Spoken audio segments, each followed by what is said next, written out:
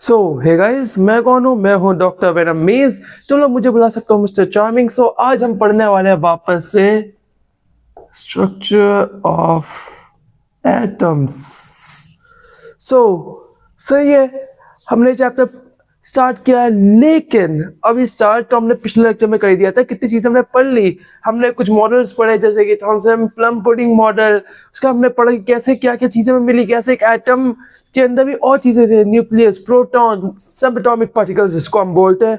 ये सब तो बात नॉर्मल हो गई, पर अब आते इस टॉपिक में हम क्या पढ़ने वाले हैं। तो ये देखो, एटम का रेडियस होता है 10⁻⁻10 मीटर, पर न्यूक्लियस का रेडियस होता है 10⁻⁻15 मीटर। मतलब अगर एक स्टेडियम है, खाली स्टेडियम, उसके बीच में अगर तो एक बॉल रख दो तो बस उतना सा ही न्यूक्लियस है। बाय द वे, अगर तुम लोग को ना पता हो, तुम लोग भी मैक्सिमम 99.9% खाली स्पेस ही हो। एटम्स एक दूसरे को टच नहीं कर सकते, पर वो एक दूसरे के साथ कनेक्ट भी रह सकते हैं। तो अगर तुमने कभी मीम पढ़ा हो, कभी तुम किसी को छूते नहीं हो, तो बात सच है। अब हम आगे बढ़ते हैं कि चैप्टर में हम क्या पढ़ेंगे। सबसे पहला है एटॉमिक नंबर और atomic mass. Atomic number Z से है, एटॉमिक मास A से। एटॉमिक नंबर क्या है? एटॉमिक नंबर ज्यादा कुछ नहीं है। एटॉमिक नंबर है तुम्हारा ये कि जितने प्रोटॉन्स और न्यूट्रॉन्स होते हैं, बस वही तुम्हारा एटॉमिक नंबर हो जाता है। और बाय द वे, प्रोटॉन्स और न्यूट्रॉन्स सेम होते हैं मोस्टली एक न्यूक्लियस के अंदर, मोस्टली सेम होता है। क्यों बोला मोस्टली सेम होता है? क्यों? क्योंकि अब देखो, एटॉमिक मास तुम्हारा proton minus neutron equals to atomic mass, ठीक है, और एटॉमिक नंबर माइनस न्यूट्रॉन, जो कि बात हो गई। पर अब आते हैं उसमें आइसोटोप्स। आइसोटोप्स ऐसे होते हैं जिनका एटॉमिक नंबर तो सेम होता है, जैसे हाइड्रोजन, पर उसके मास अलग अलग पाए जाते हैं। जैसे कि H H H 11 21 31। ये तीनों H है, इनकी कैरेक्टरिस्टिक भी H है, लेकिन काम अलग अलग है। जैसे प्रोटियम, ड्यूटेरियम, ट्रिटियम, ये तीन चीजें हैं। पर उसी के बाद आ जाता है हमारा आइसोबार्स। ये ज्यादा कुछ नहीं है, ये ऐसे ही है जैसे एक नीट एग्जाम के अंदर दो लोग AR1 शेयर करते हैं, दोनों अलग होते हैं पर दोनों का एटॉमिक मास सेम होता है। जैसे कि carbon and nitrogen, I guess so, हाँ, कार्बन एंड नाइट्रोजन। ये दोनों के पास ये आइसोबार्स में आएंगे। और बस इतनी सी बात है, ज्यादा कोई कॉम्प्लेक्स टॉपिक तुम लोगों को करना नहीं है। एटॉमिक नंबर समझ लिया, एटॉमिक मास समझ लिया, और आइसोटोप्स और आइसोबार्स समझ लिया। देखो कितने साइंस कंप्लीट हो गए। अब हम बढ़ते हैं आगे। अब हम स्टार्ट करते हैं एक क्वेश्चन जो कि तुम्हारी एनसीईआरटी बुक में दिया हुआ है, 80/35 BR। अब देखो, ये रहा Z, ये रहा A, तुम्हें दिख रहा है। अब Z जो है तुम्हारा, ये रहा Z, ये रहा A। अब तुम्हें Z दिख रहा है। अब देखो 35 अगर प्रोटॉन है तो 35 इलेक्ट्रॉन्स है, सिंपल सी बात है।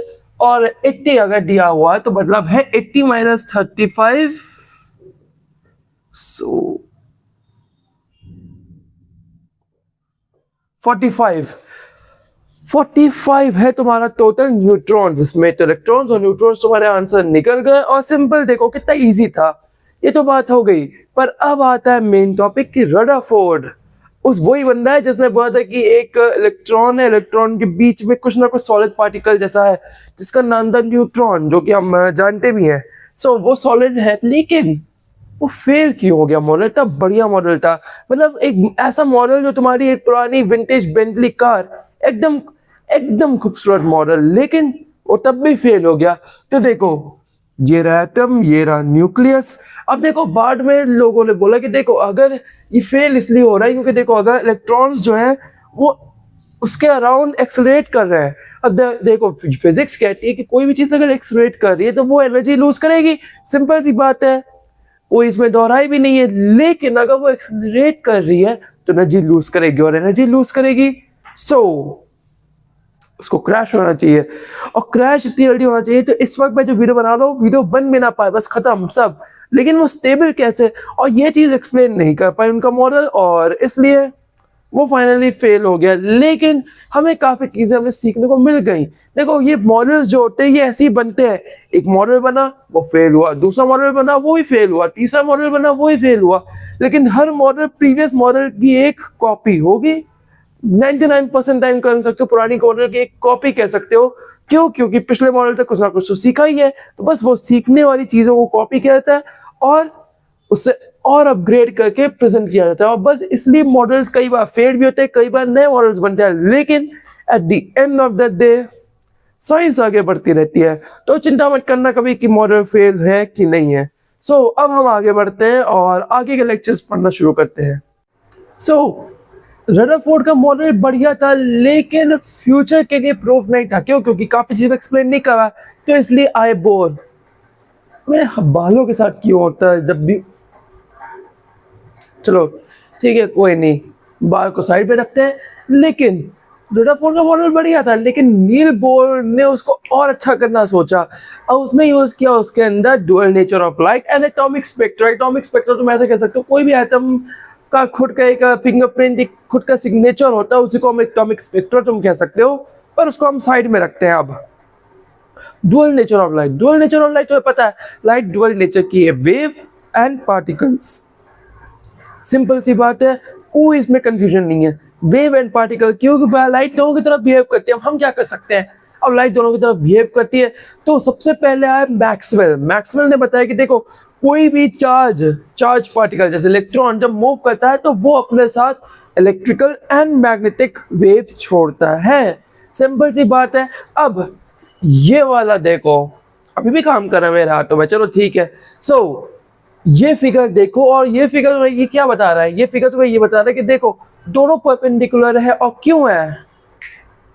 ठीक है, क्यों परपेंडिकुलर है? क्योंकि देखो, अगर ये परपेंडिकुलर ना हुए लाइट ट्रैवल कैसे करेगी? लाइट सन से लेके अर्थ तक आती है विदाउट एनी मीडियम, स्टिल वो ट्रैवल कर लेती है। बस यही तो वजह है। ये बात रही।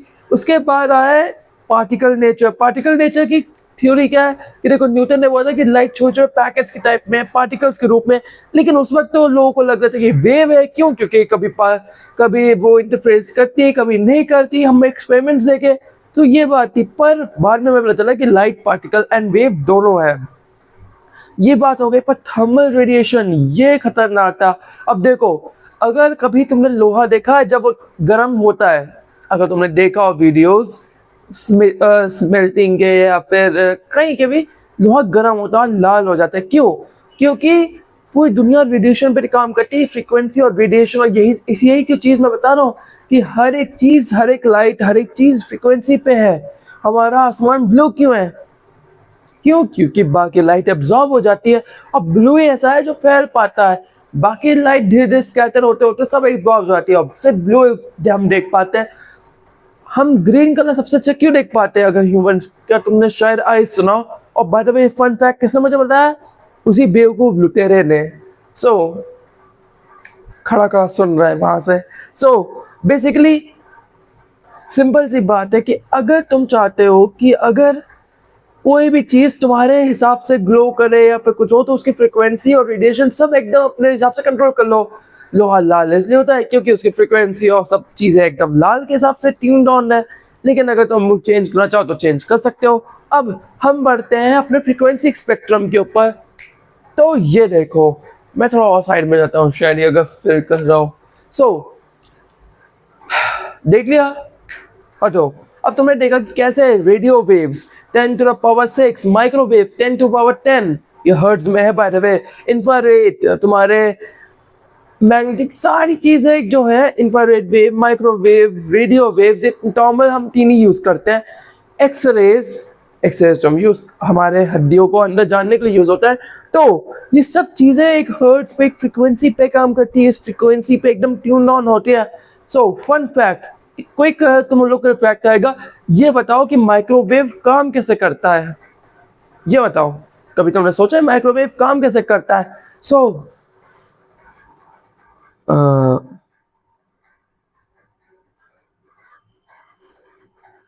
ये रहा माइक्रोवेव, ये रहा, इसके बाद तुम डालते हो, यहाँ पे होता है बटन पैनल, तुमने इसमें डाला खाना और बूम, बढ़िया गर्म हो गया। क्यों? क्योंकि माइक्रोवेव के अंदर होता है मैग्नेट्रॉन। और अगर तुम देखना चाहते हो कैसा दिखता है, तो वो कुछ ऐसे दिखता है, सिंपल सा है। ये है मैग्नेट्रॉन। अब ये करता क्या है? अब देखो, खाने के अंदर क्या होते हैं? Water particles. वाटर पार्टिकल्स कैसे होते हैं? Dipole, negative and positive. So जब ये क्या कहते हैं तुम्हारा मैग्नेट्रॉन उसके अंदर इतना ट्यून होता है कि खाने के फ्रीक्वेंसी के साथ छेड़छाड़ कर पाए खाने के साथ, तो ये वाटर पार्टिकल्स को वाइब्रेट करवाता है। वाइब्रेट करवाता है कितना? 2.5 या 2.7 मतलब 2 बिलियन से ज़्यादा टाइम्स पर सेकेंड फ्रीक्वेंसी है इसकी। पर सेकेंड की मतलब मिलियंस बिलियंस ऑफ टाइम ये वाइब्रेट करवा सकता है। और वाइब्रेशन से क्या होता है? फ्रिक्शन। अब ये देखो मेरा हाथ, अब ये सीधा दिख रहा है। अब अगर ये मैग्नेट्रॉन है तो मैं क्या करूँगा? ये रहा मैग्नेट्रॉन और ये रहा मेरा हाथ। अब मैं इसको ऑन किया और अब ये देखो, ये रहा। अब मैं इसको और वाइब्रेट करूंगा तो क्या निकले? देखो कैसे चेंज हो गया। बस वैसे ही पानी जब वाइब्रेट होता है तो इतने बिलियंस ऑफ टाइम तो बनता है फ्रिक्शन। फ्रिक्शन क्या कॉज करता है? हीट। और हीट से क्या मिलता है हमें? खाना गर्म, खाना पक जाता है। अब पैन पे तुम खाना गर्म करते हो या कहीं भी खाना गर्म करते हो तो वो सिर्फ सतह से गर्म होता है फिर अंदर जाता है। कभी अगर तुमने मीट खाया हो, चिकन खाया हो, तो अगर तुमने अगर मोटा पीस हो चिकन का और अगर तुमने उसको रखा तो पैन पहले अंदर थोड़ा गर्म करते और फिर जाके अंदर तक गर्म हो पाता है। लेकिन माइक्रोवेव वो अंदर के वाटर पार्टिकल्स को वाइब्रेट करवाता है एकदम बिलियंस ऑफ टाइम्स और वो गर्म हो जाता है। तो तुमने कभी सोचा होगा कि उसके अंदर जो डिस्क होती है वो डिस्को डिस्क क्यों होती है, गोल गोल क्यों घुमाती है? क्योंकि ये माइक्रोवेव जो होते हैं वो बहुत अनइवन होता है, कहीं गर्म हो जाएगा कहीं ठंडा हो जाएगा, तो इसलिए वो रोटेट होता रहे और इवनली वो हीट हो। सिंपल है। अब तुमने सोचा होगा कि सिरेमिक या फिर तुम्हारे ग्लास वेयर्स जो होते हैं वो क्यों वाइब्रेट नहीं करते? देखो सिंपल सा लॉजिक है कि ये उतना माइक्रोवेव उन पर उतना इफेक्टिव नहीं हो पाता है और एंड में तुम्हें रिजल्ट क्या मिलता है? और दूसरी बात, पानी। अगेन वही चीज कि उसके अंदर वाटर नहीं है जिसको वाइब्रेट करवा पाए इतने मिलियन स्पीड पे। अगर ऐसा होता तो वो तुरंत शाटर हो जाएगा। सिंपल सी बात है और बस हो गया खत्म। आज के लिए हमने कितनी सारी चीजें पढ़ ली।